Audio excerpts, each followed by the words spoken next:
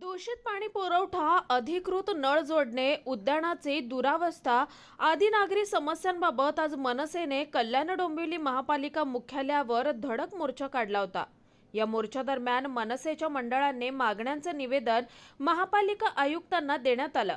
यावेळी झालेल्या बैठकीत महापालिका प्रशासनाने मागण्यांबाबत सकारात्मक प्रतिसाद दिल्याचं मनसे पदाधिकाऱ्यांनी सांगितलं। येत्या 15 दिवसात जर पालिकेने दिलेल्या आश्वासनांची अंमलबजावणी केली नाही तर त्यानंतर जलेबीसारख्या गोलगोल असलेल्या प्रशासनाला मनसे सुतासारखं सरळ करू असा इशारा मनसे जिल्हाध्यक्ष उल्हास भोईर यांनी दिलाय। महाराष्ट्र नवनिर्माण सेनेने विविध विषय घेऊन आज आयुक्तांच्या दालनामध्ये बैठक झाली। शहराचे 14 विषय आहेत। 14 विषयामध्ये गार्डन आहे, रस्ते आहेत, स्मशानभूमी आहे। अशा प्रत्येक 14 विषयांवर आयुक्तांकडे चर्चा झाली।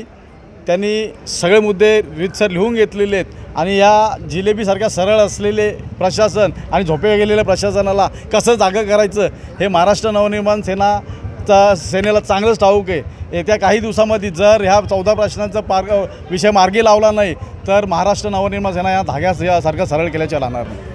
आजचा मोर्चा विविध विषयासाठी आपण काढला होता आणि त्या संदर्भातलं पत्र आपण सात दिवसापूर्वी महापालिकेला दिलं होतं। आयुक्त मॅडमला खरं तर मंत्र्याला एक बैठक होती तरी त्या थांबल्या, त्याबद्दल त्यांचे पहिले धन्यवाद आभार मानतो। आणि जे काही विषय आहेत ते आपण सगळे विषय त्यांना दिलेत। त्यांनी आता लवकरात लवकर सगळे विषय काही तर आता याचं विचारलं की गार्डन्स त्याचं टेंडर पण त्यांनी जे कॉल केलं होतं 4 महिन्यापूर्वी अजून वर्क ऑर्डर देत नव्हते, ते वर्क ऑर्डर त्यांनी कालच्या काल सगळ्यांना इश्यू केल्या।